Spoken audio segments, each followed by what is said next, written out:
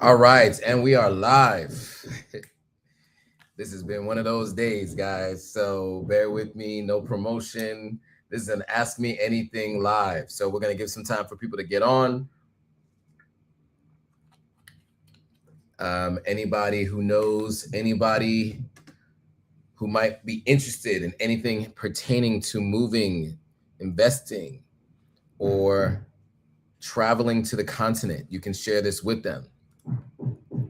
My guy Made in Africa is here. What's up? It has been one of those days. Let me let me get Instagram on here. I didn't even set up Instagram. Does anybody have any questions about anything pertaining to moving, visiting, or investing in Africa? I think what I can do is I can start by giving you guys some updates and some things that have been going on while we wait for people to get on. It's always helpful to give people some background, right? So as you can see, my eyes are red. Well, they're not so red, but I have recently traveled. I am in Sierra Leone right now as we speak. And 19 hours of travel yesterday, arrived yesterday evening, went to my site this morning at the house. Lots to catch you guys up on, but we are here. We are live and direct from West Africa. Adeaso. So I am in Sierra Leone right now, as I mentioned. This is my country of origin for those who don't know. My parents were born and raised here. I lived here for over a year, and now I am building a house here. So that's the situation. So I'm going to add Instagram to the live stream as soon as it becomes available. It's taking a little while to prep, but we'll add IG. Greetings, please. No Hunter? What is Hunter? What's your name mean? No Hunter. Glad you made it safe. Enjoy. Appreciate that. All right, so we are ready to go live on IG. We are ready to go live on IG. So we'll be able to answer questions for people on Instagram. All right, so quick introductions for those. Oh, hantavirus. Yeah, people are talking about this hantavirus like crazy right now. Maybe we'll talk about that in a second. So welcome everybody to this Pan-African Perspectives, a bi-weekly live stream. We talk about all things pertaining to visiting, moving, and investing on the continent of Africa. I would say, one of these things that we talk about in these live streams is my personal experience from time to time. I also do interview people who made the move to the continent so that they can tell their stories, because my story and their stories are not always the same, right? I moved here as a single person, no children, debt-free. And so I moved almost on a whim. And many other people have many different stories. So we'll be bringing people on all the time to tell their stories, who have children. I just talked to a mother-daughter duo yesterday who will potentially be on the platform, and they can tell their story. They moved to Sierra Leone and what life has been like moving here for the two of them, two different generations, coming from the same place, but two completely different worlds, right? Considering their ages and their life experience. And so those are the stories we want to tell. We also talk to people who have built businesses here on the continent, right? We want to help other people understand what it's like to go through that process of building a business. So a couple of things I want to do is give you some updates while I give everyone the chance to ask whatever questions you want to ask me about my time visiting, moving, and investing on the continent of Africa. As many of you know, many of you may not know, so I'll give you some of this. One, I am a co-owner of 5 acres of land here in Sierra Leone. I also have a disputed 4 town lots as well. That's a conversation for another time, and we'll get to that at some point in the future. And also I have co-owner of 2 town lots of land as well. So in total, it's 3 different properties. I'm looking for more properties to buy, more land to buy. for land banking in some instances, and then also to develop in other instances, depending on where. Shout out to Made in Africa said, the best thing I've done was purchase a house in Ghana. When things got extra crazy here in the States, I have somewhere to flee. Or when things get extra crazy here in the States, I have somewhere to flee. There are a lot of people who have that same sentiment. And that's part of the reason why I think this kind of content has really started to pick up in its popularity, especially on platforms like Instagram and Facebook. On YouTube, there's always kind of been this interest in voyeurism of people who visit Africa, the Dirty December videos, the lifestyle videos, especially because so many celebrities were coming here and people doing vlogs. But also, you know, I also did a lot of content when I lived in Ghana. I lived in Ghana for a little over 2.5 years. I lived in Sierra Leone for about 1.5 years. In total, probably about 4 years, right around 4 years living on the continent. And now I spend a significant amount of time here, as much as I can. It'll probably be about a month here in West Africa, you know, a little over 2 weeks in Sierra Leone and a little over 2 weeks in Ghana. And so lots to talk about, you know, throughout the weeks while I'm here. But in the meantime, let's just talk about what is right in front of us. So the first thing I'll mention is, as I mentioned, I do tell people stories, right? And I want you guys to all be aware of Tamosa's story, who she has a very interesting story because she had been coming to Ghana for 9 years before she decided to move. Born in New York, spent a significant amount of time in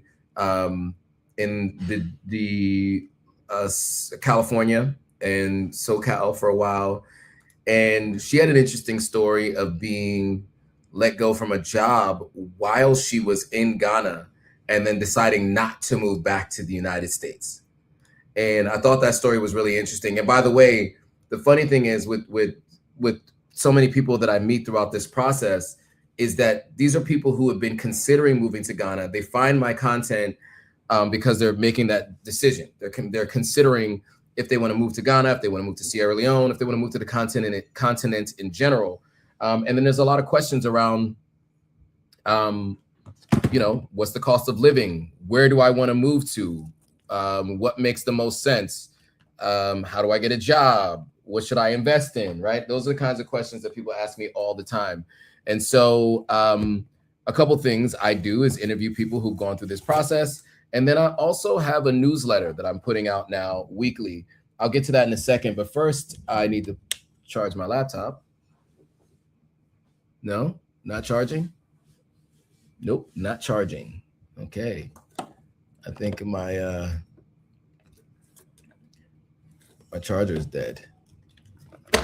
Let me see if this works. Sorry, guys. I think my I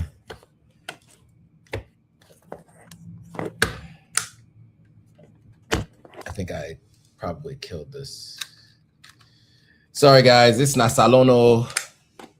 Some things just don't work. There we go. I think we're back in business, ladies and gentlemen. We're charging. Okay, so back to what I was saying. I apologize, guys. That was a lot of behind the scenes stuff, but my laptop wasn't charging. I can't let it die. So back to the discussion. So, okay, so there's a question. Cat Let Go asked, what do you think of Julius Malema, president of EFF political party, getting arrested for shooting 5 bullets in the air and screaming, kill the Boer? So, yeah, so, you know, I don't think that, and it's not kill the Boer. Is it kill the Boer? It's shoot to kill. Anyway, whatever. It is a phrase that had been said. It's an anti apartheid chant that had been chanted for years, and it was just something that they had been chanting. I think the issue is that people who are now in government don't like his current government administration, his stances. He's a firebrand. He's someone who has no problem speaking his mind and arguing in parliament. and people don't like him. People don't like him at all. And so he was sentenced to, what was it? 4 years or 5 years? Now, somebody did make a point the other day, and I want to make it clear. He's appealing, and while you appeal, as many times as you're allowed to appeal, from what I understand in South Africa law, you, in this particular instance, in situations like this, he has not been detained while doing this appeal. He was sentenced to 5 years. Thank you, Afuya. So he was sentenced to 5 years. We will see what happens, but as of right now, that's the situation, that's the circumstance. So yeah, any other questions that people have, please feel free to ask. This isn't Ask Me Anything live stream. We are interested to explore gold business in Sierra Leone, how to connect licensed official gold dealers, traders in Sierra Leone. We are from Dubai, need good local connection to build a business. Rohit, I think you should email me directly. I know some people in the gold sector, not a ton of people, and it's a whole thing here, but send me an email. Shoot me an email to contact@authenticafrican.com. So that's the email, contact@authenticafrican.com. All right. So back to Timosa's story, right? So we met in 2022. I'm not gonna tell you the whole, because we talked about this in the video, right? But I met her in 2022. She had reached out, and we were talking about her potential move to Ghana. And she was in LA. I had just gone to LA in 2022. I think I was in LA for my nephew's 16th birthday. That's right. It was his 16th birthday. I showed up to surprise him because I was in country. I'm not even sure if he knew I was in the States, because at the time I was living in Ghana. And I stopped by, and then while I was down in Orange County after that, I went to LA because I was dealing with some stuff in LA. I have stuff in storage, etc. So met Timosa, and she had mentioned to me that she had been thinking about moving to Ghana, and it'd been an ongoing thought process, but it really was a process. And so that's how she came across my content, because she started going to Ghana in 2016.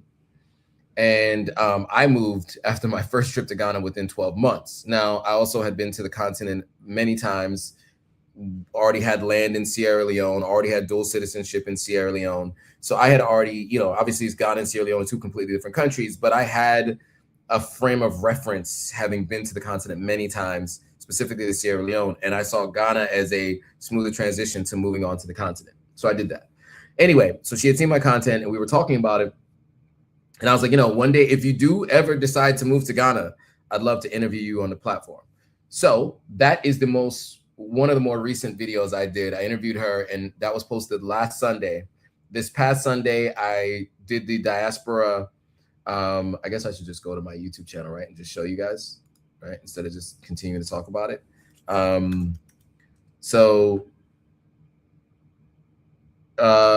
Okay. So let me head on over to my channel so you guys can see what was recently posted and what you guys should look out for. So let's do this. Share screen. Share screen. All right, you guys can see my screen now, right? So head on over here.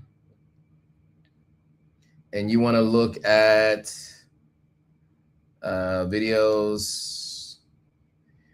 So here's the interview with Timosa here. Very interesting story. And now she's working on the largest rollout in any school system in the world, but starting here in Ghana, which is pretty wild. So largest rollout of AI in a school system and any school system in the world, and starting here in Ghana. So that was one of the recent stories that we've told. I was at the Diaspora Summit, showed what was like going grocery shopping. I interviewed Dr. Juanita Lewis about her food startup business in Ghana. So we did a tour of her business, and then we also sat down and talked about what her experience was with business. It was my 24 hours in Ethiopia. I did the Sambra City tour. My interview with Masa in Kenya. So just check all these out. You can see the interviews of people I've done in on the continent of Africa. Really interesting stories of people. These are mostly people who've moved to Ghana in particular. But it's worth, I think it's worth taking a look at some of these people's stories. I think, you'll find them very interesting. So just head on over to this page and check these out. If you have any questions about what it's like to move to the continent, especially if you're talking about moving to Ghana or Sierra Leone. I know a lot of people who follow are more interested in Ghana than most other countries because that is the gateway home. The diaspora is welcome back. It's a Pan-African country. It's kind of from its origins from day one. So it's one place that people really love to come back to. And then I also have a newsletter that I put out, which many of you may or may not have seen. So let me show you that newsletter. And if you haven't seen the newsletter, click on the link in my description, because you should see it. Let's see. Let me see if I could just find the newsletter here. Okay, let me just go here. I'm just gonna show you in Go High Level. Guys, if you haven't already, you have a business, you should absolutely get yourself a account with something like a Go High Level CRM, where you can track all of your leads and capture people's contact information so you can follow up with them. All right, so that's anybody who has any business, not just African business owners, but those of you who are watching, probably African business owners. So this is what the newsletter looks like. I'll share this tab instead. So my newsletter usually kicks off with the most recent interview that I've done. Then some of the live streams you might have missed. So you can either click on the video here, or you can click here to watch. What else you might have missed. And then each of the weekly live streams. So if you want to see the full playlist of all the videos that I've done with Ivy over time, Pan-African Perspectives, which is the live stream you're on right now. This Week in Africa, which I do with Gloria Ayo on Thursdays. And then every once in a while, I do This Week in Sierra Leone with both Admire Demo and Fatima Sisse. So these are the live streams that I do. But when I send this newsletter out, if you haven't received the newsletter yet, then you want to click on the link in this description and fill out the form so we can start sending you the newsletter every single week whenever a video comes out. In fact, I sent one out this morning, if I'm not mistaken. So you'll definitely have to check that out. So yeah, so the newsletter, the updated videos, and everyone has been asking me about this. So two things. One, the subscription service. So I'm working on the Authentic African Collective subscription service. I will say that it will be live no later than the end of June. I start to give like faraway time frames now to ensure that it's available, but it's almost there. It's almost there. Maybe I can give you guys a sneak peek, a preview of it. I don't know if you guys want to see it. You let me know in the comments. Do you guys want to see what it looks like? But before I do, let me get back to some of the questions and comments. Let's see here. I'm watching from Liberia tonight. Charmaine.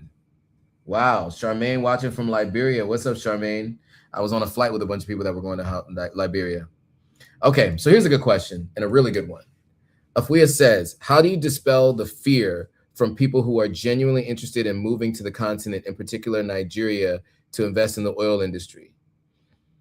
So a couple things. Number one, I definitely don't believe that you should move to do something you're not already currently doing. So if you want to invest in the oil industry, I definitely think you should do a ton of research beforehand and really get some on the ground knowledge before you move. Because, investing in anything involves risks, especially in countries you're not familiar with, and especially in industries that are emerging.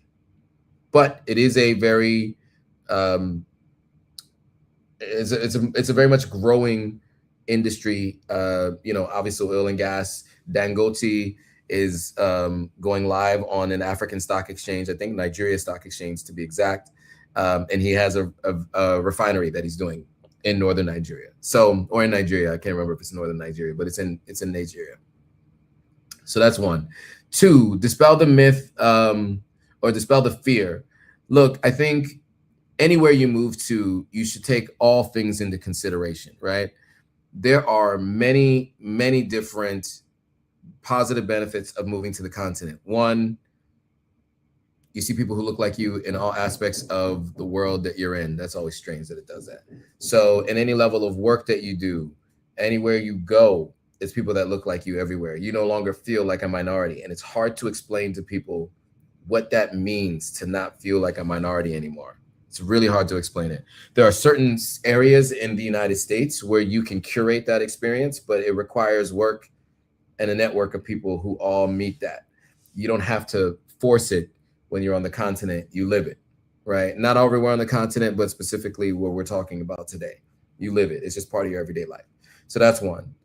I just want to start with that. Now, the other thing is, I think when people think about violence on the continent, they think about violence in terms of every country, everywhere there is a level of violence that you should be deathly afraid of. And I think you should be cautious everywhere you go, but just remember that many African countries are higher up on the global peace index than the United States. And so if you live in the USA or if you live in the UK, you are more likely to encounter, well, I would say this, there are more areas and more places and even more levels of deadly violence amongst everyday people around the United States than there are in many parts of the continent.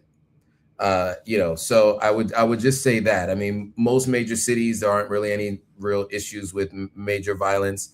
Whereas in the United States, you can pick a city, right? I mean, there are cities that compete to call themselves the unaliving capital. That's not how they say it, but for YouTube purposes, I have to say it that way. But you can remember that New Orleans used to say they were the unaliving capital. Chicago calls themselves Chirac, many people from Chicago. And you can go to Chicago and never run into any of that. You can go to New Orleans and never run into any of that. Not to mention, you can go to the state and you can be in the country and never see any. So you also have to think about that as far as the continent is concerned. Every country is different. Certain parts of the countries are different. And so where there are certain things happening, it's not as a country as a whole, and it's not a continent as a whole issue. I hope that answers that question and helps to dispel it a little bit. Let me know if it does. All right. Go Get a COC says, can you provide some links to any info you may have on purchasing land in Ghana? My wife and I think, are diasporans from LA. A lot of stuff we've heard, but long overdue for the black and white. Thanks. So my newsletter will have some stuff on real estate, and we do talk about sometimes real estate in Ghana. It's really, different newsletters that I subscribe to and trying to pull the best from each week. But yeah, I mean, as it pertains to Ghana, I'll just tell you this for free. To buy land in Ghana, you generally have to be at least a resident, for sure, a citizen. But I think you can have different ways to buy land, right? So anyway, we can do something on that. Ivy, Prosper, and I can talk about that next Monday, if that's helpful, since her and I are going live next Monday. So come back next Monday and we'll have Ivy.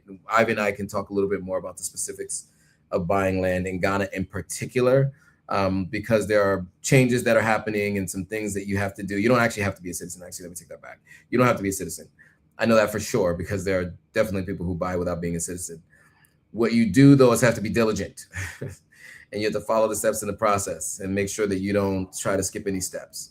All right, this might be a bit unconventional, but maybe those unattached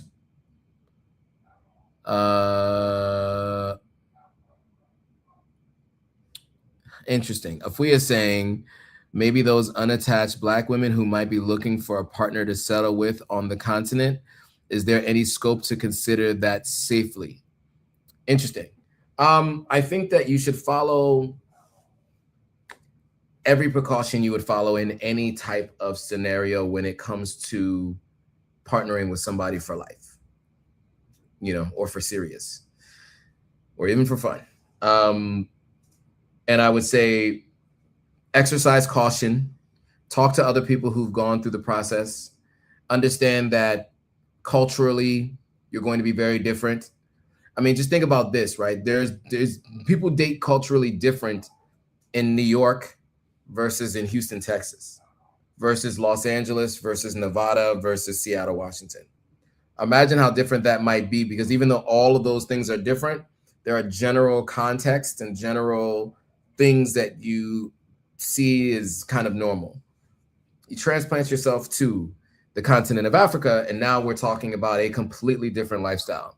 And I would say check out part of that interview with Tomosa, because she explains what it's like, what it had been like for her and what she had seen here on the continent. And many people have been talking about this. There's some other people that I want to interview that I'll share soon who've been through divorces, let's say, while living on the continent, people who are in different styles of relationships, polyamory, and others who are living on the continent. So all these conversations are coming, because I do want to share a wide range of stories and ideas for people's lifestyles, so that those of you who are considering it, what to expect for sure. Okay, I wanted to know if you ever had an experience with the container shipment industry, specifically the process of sending goods from the US, Europe, and receiving shipments in Sierra Leone and Ghana. I have. And so I worked through two different shippers to ship to Sierra Leone. I have worked through two different shippers to ship to Sierra Leone.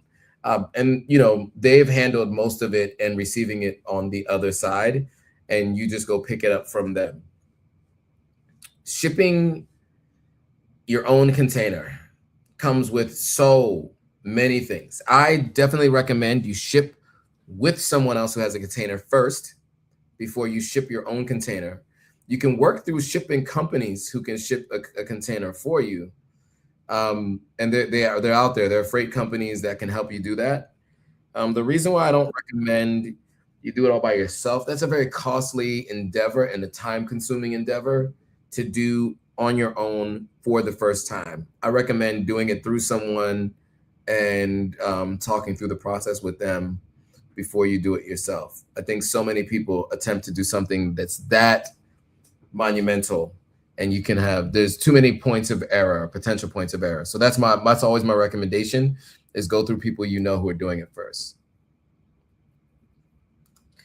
All good questions. All good questions. So as I mentioned, we are trying to do our best to inform people of all things visiting, moving, and investing on the continent. And so I've been doing the newsletter. I've done 3 or 4 newsletters this last 4 weeks.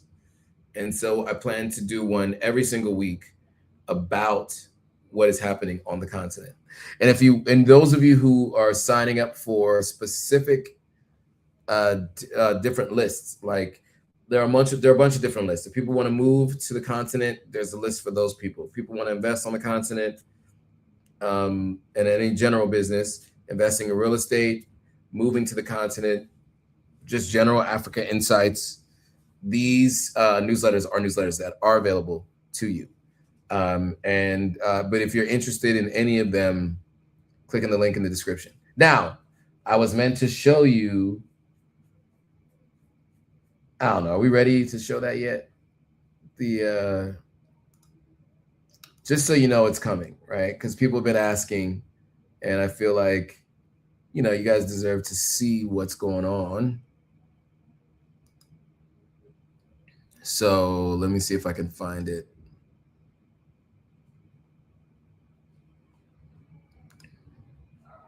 Let me see if you guys are going to be able to see this. There we go. So this is the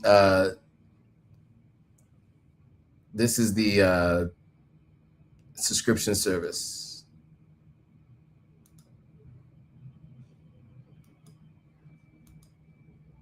So FAQs are here.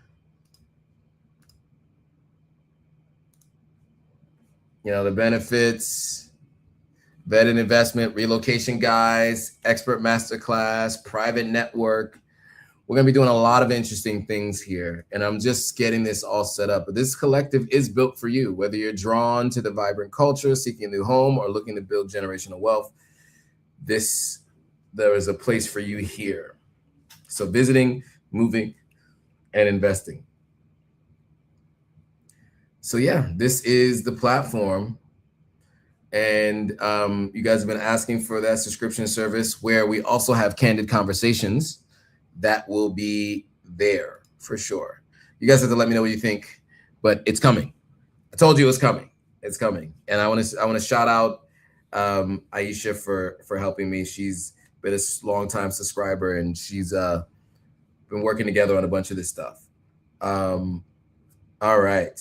So, question must be answered, right? Somebody wrote a comment the other day and was like, I thought this guy was building a house in Africa. What happened to it? Man, that guy was right. It's been a little while since I've given you guys updates. So look, you know, we went through an entire rainy season last year where we had mold issues. Instead of building all the way up to a roof, you know, we only built the first floor and then had a temporary roof put on, which is like tarping and stuff like that. And then we just did the finishes on the first floor. Mistake number one, you build all the way to the roof, especially in Sierra Leone, and especially where this house is. So that's number one, because where that area rains torrential downpours. So that was one lesson.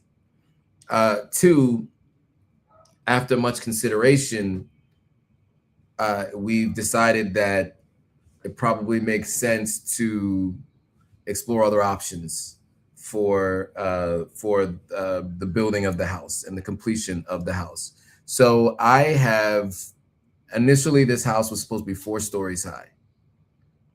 It was going to be 3 stories of living space and a 4th story or a 4th floor that was an outdoor entertainment space. And as of January last year, just taking a look at everything, it's like to do 4 stories, it's just not tenable. It doesn't make sense. So had to put it on pause because there were just so many water issues. The electrical wiring is mostly fine, but the light bulbs had filled with water, so they had to remove all the light bulbs. You know, had to take all the ceiling down, had to treat it for mold. So all that's been done over the last few weeks. Man, that's been a process, to say the least. I took a couple of friends there, and yeah, it was like, wow, you could see where there was some serious issues. So this year I've been looking at alternative options. Alternative options, I feel like is the same thing, right? It's what is it? A double whatever. So we decided that we were going to potentially move with an alternative. And as part of that process, we've been going back and forth on the terms and trying to figure out what makes sense. And, you know, we finally, I think, agreed on terms. I have a lawyer involved in this process just to make sure that I'm protected. And, you know, when I got to the site, I was just like, man, I spent so much time, energy, effort, and money to get a guest house, a boys' quarters or a house help quarters, and a main house to this point. And it's like, you just got this one thing that got to get you over the hump. Because if I can get walls up and a ceiling up on that 2nd floor, that then protects the bottom floor, and I can do the finishings and I can start shipping things to Sierra Leone. I have stuff in storage in Los Angeles that can just go right to Sierra Leone, and it has a home. Because right now, where I'm living in New York City, spending my time in the US, I don't have space for all that furniture. I was living in a 1,600 square foot. Was it 1,600? Wait, no. Sorry, 3,000 square foot apartment at one point in time in Los Angeles, and I tried to fill that apartment up, and all that stuff needs a home, and that home is going to be salon. So I have carvings, I have paintings, all kinds of different things that I think are really, indicative of who I am and what I'm about, and it deserves a home, you know. And it's just been sitting in storage for all these years because, I moved to Ghana on a whim, moved to Sierra Leone after that, back in New York, and this is all stuff that I moved from New York to LA or bought in LA, and so it needs a home now. So I'll be bringing that stuff back to Sierra Leone, and I completely neglected the Instagram. So hopefully there weren't any questions there because I didn't even look. I'm looking at Instagram right now. Hopefully okay. So Jada, you asked us both on Instagram and on YouTube. Sorry, I didn't see your question at first. Wait, did you just start following me on Instagram, Jada? How dare you? Shame on you. Just kidding. By the way, you guys don't know, but I've Jada has been a great subscriber here on the channel. Always has lots of great insights, but she's been on YouTube mostly. But I didn't realize that she wasn't following on Instagram. Anyway, great question on how the house is coming along. I answered it. More to come, though. More to come. I actually am ready to start putting videos out on this because I know I've been mentioning it forever, and I got some stuff I have to shoot. But yes, I will be doing intros and yeah. Any accountability issues with contractors? Yes, yes, yes, and yes, yes, and yes, yes. I can't say yes enough times to that question. I was in an argument with my contractor maybe about 5-6 weeks back about all of the mishaps with the work that his team was supposed to have done. And instead of eventually he took accountability, but it also took me saying, you have to take accountability. Like, this is, for example, I did plans. I drew my own plans for a house for the caretaker's house, and the bathroom was supposed to be structured in a certain way. Sent that over. It was acknowledged. I come to Sierra Leone. It was not done the way I wanted.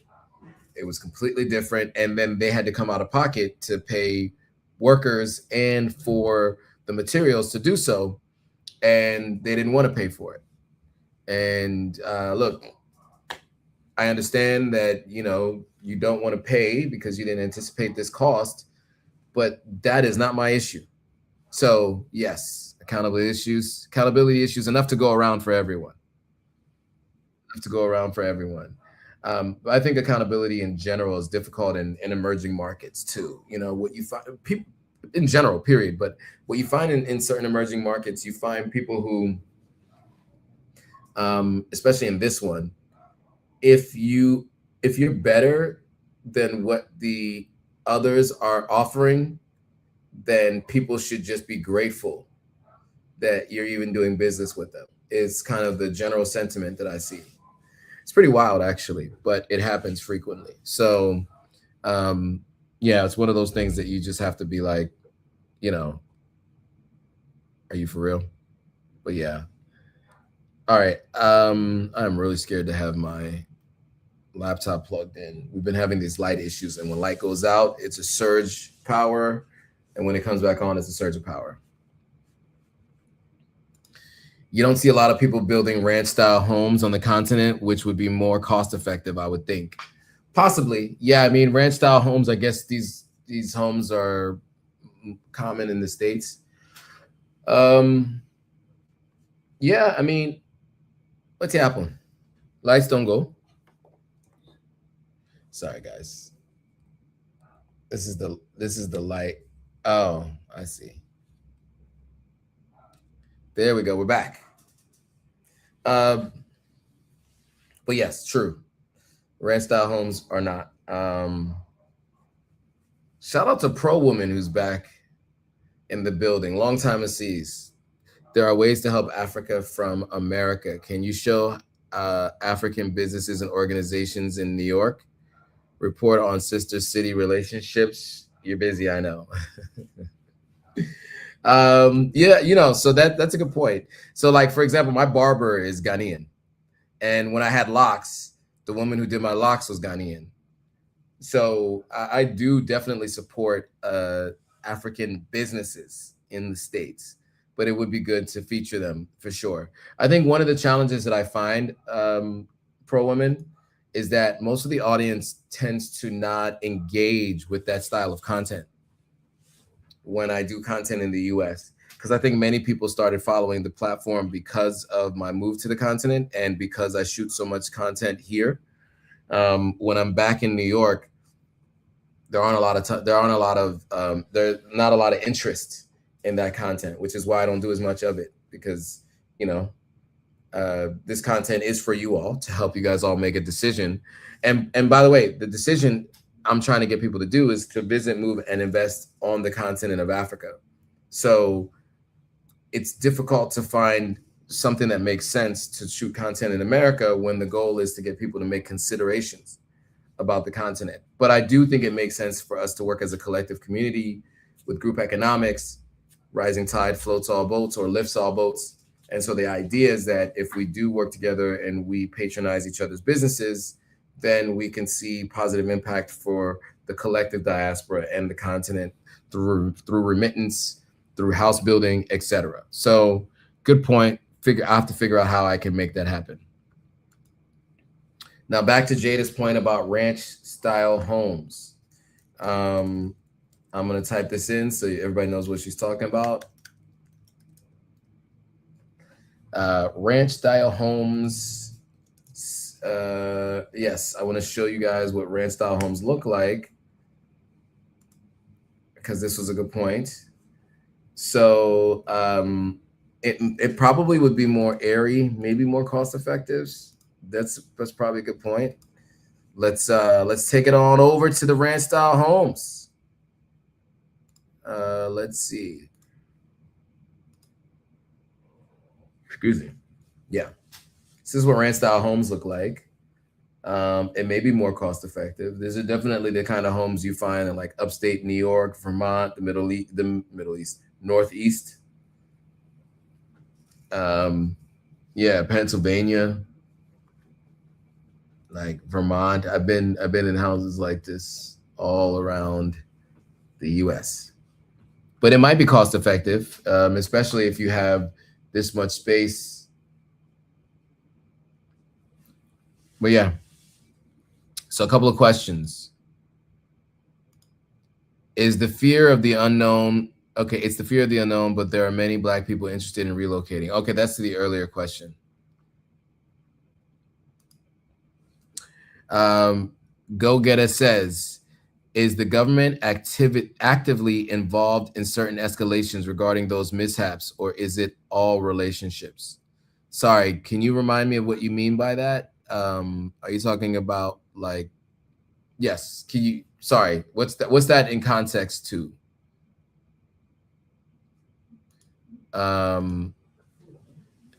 Afuya says there seems to be a common theme across the continent: lack of accountability and no redress. Yeah, I think that's why I have a legal team involved in the contract that I'm doing now.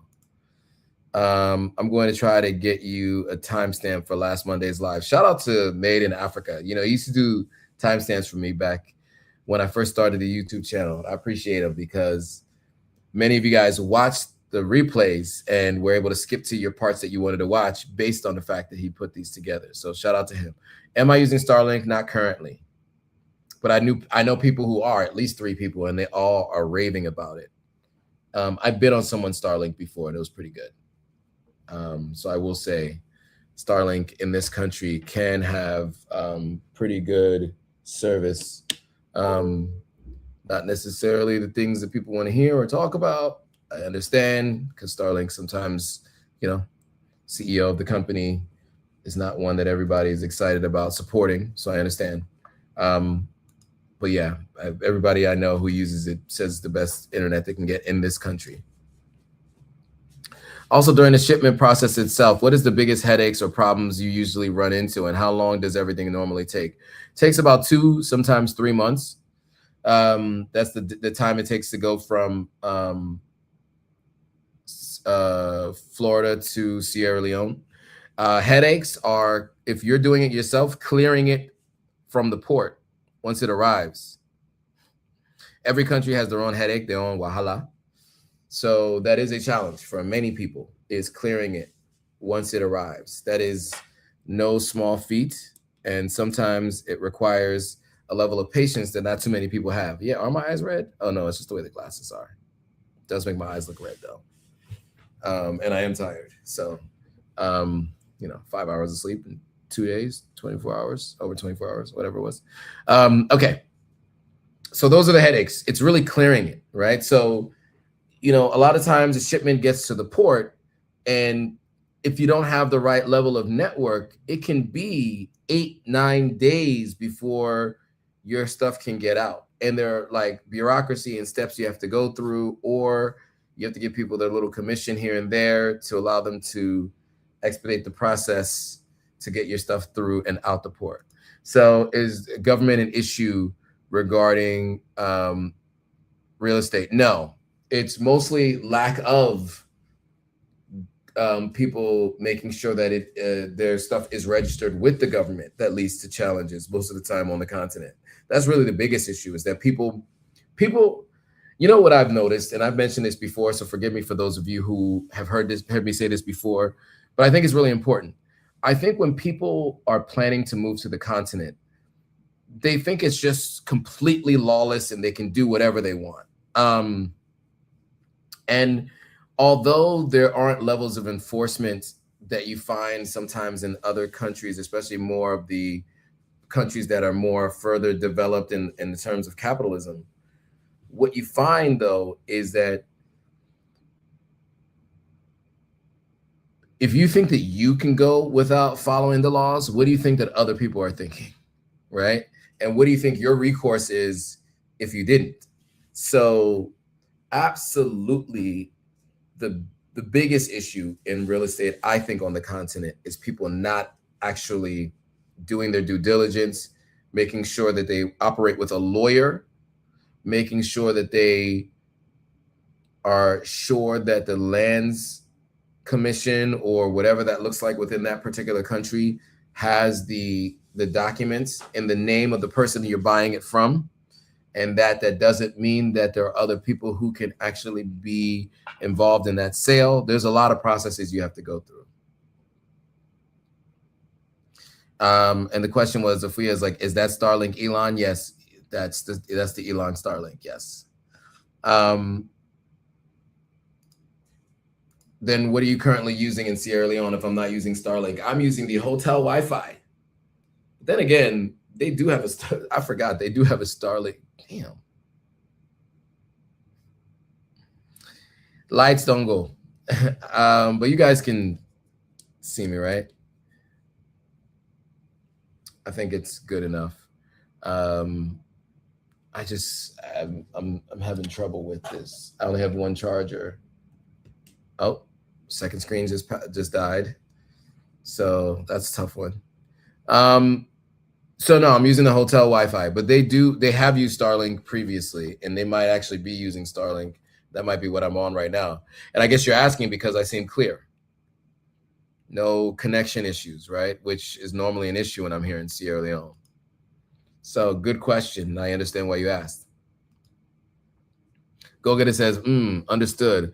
Also a common theme I've heard as well. So skipping steps. Oh yeah. So back to that. So people think they can come to the continent and they're like, you got a house for sale? Let me buy it from you. Let me give you cash. And to never see that cash ever again, or the house or the land, because people think that you can skip steps. People think that you can bypass the laws and the rules of the road in every major country, and you cannot and should not. You do not want to be the person who gets caught flat-footed by making those mistakes. Gio says, would you recommend being at the airport, or do you trust people on the ground to clear it? Well, so, or being at the port. Why did I say airport? Do you trust people on the ground to clear it? I don't know. I'm not going to tell you who to trust and who not to trust. That's on you to decide, especially because I don't know the people that you know. I had a person that I could trust to transport everything when it came in on the truck, but he had many excuses and ended up giving me more issues and challenges through that process. So yes and no, but it depends on who you know and who you have in your corner. Such a shame, that Elon guy. Yeah, I'm gonna leave that one alone. Proman says, you're back in Sierra Leone? Came in late. Yes, I did Salon right now. I'm in Salon. Yes, Sierra Leone. Giles says, exactly. First time I see it clear from Denmark. Okay, the first time you see me clear on stream while being on the continent. Well, Ghana is usually pretty clear, but it's Sierra Leone, I've always had issues. Good question. Is Sierra Leone feeling the strains of the Iran situation? Yes, Sierra Leone is. Fuel has gone up in price everywhere around the world, and Sierra Leone is a net importer of fuel, right? So Sea Coach is now $50, not $45. So when you land to the country and you're going across from the peninsula to the mainland, it's now $50 plus your $25 security fee, which you pay coming into the country and leaving the country. So that's $50 plus $50 plus $50. That is $150 just to enter and to leave the country. $150. But that our country, so not so it be. Not so it be. That's the situation. So yeah, if you have a question on that, that's all I got for you. Is that's the circumstance. That's the way it's structured today, unfortunately. So so that price has gone up, is what I'm saying. That price has gone up, and that's one of the things that people complain about is that. But yes, that is the case. It has definitely had an impact here in country. We've already seen inflation over the last couple of years, and it's only gotten worse because of the situation in Iran. So yes, to directly answer your question again, absolutely. Yes, the impact is being felt. And it's just sad, you know. But anyway, not gonna get too much into that because you know, you guys know. Any other questions, comments, thoughts before we bring this thing to a close? Sorry, guys, I had, you know, so I took the Air Brussels flight. For those of you who don't know, Sierra Leone does not have any direct flights. Ghana does with Delta, United, and a few others. Sierra Leone does not. So I flew into Sierra Leone through Air Brussels. So that lands in Belgium.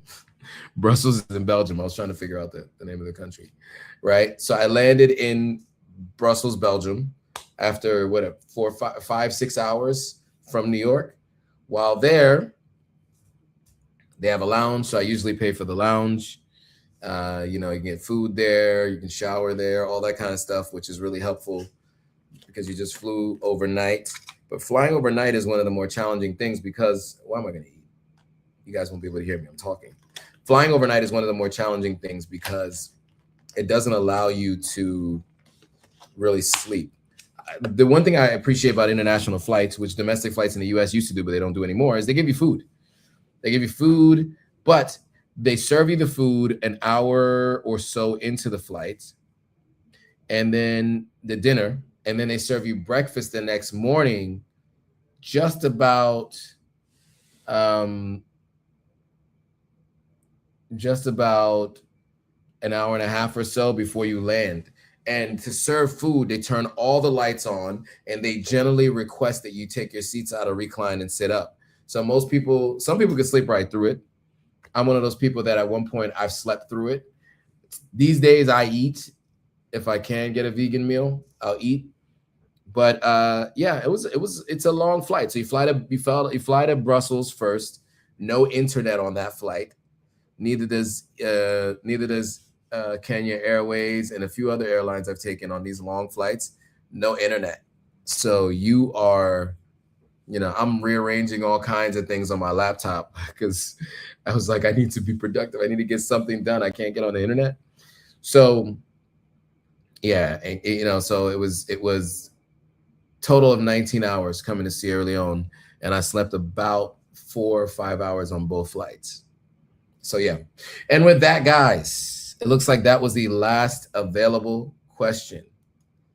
Go Get It says, thanks for your dedication, man. I say, you're welcome. I think that means thank you. Is that thank you in Tree from Ghana? I think it is. I'm not 100% sure at this point. I forget the languages. So many of them in my head, trying to learn little bit by bit. And anyway, thanks again, everyone, for watching. I am exhausted. I'm going to go to bed early tonight. So I will see you guys all in the next video. Bye, guys.